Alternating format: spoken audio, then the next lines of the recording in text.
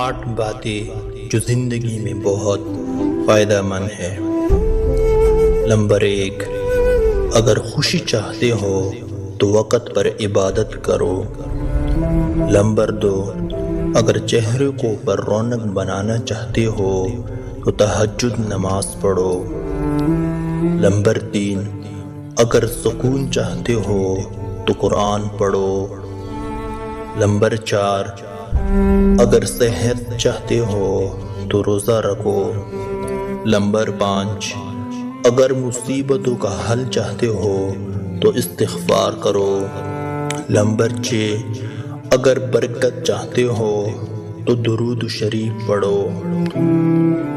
Number 7، اگر مشکلات ختم کرنا چاہتے ہو تو لا حول ولا قوت الا باللہ پڑھو۔ نمبر 8، اگر غم سے نجات چاہتے ہو تو دعا مانگو۔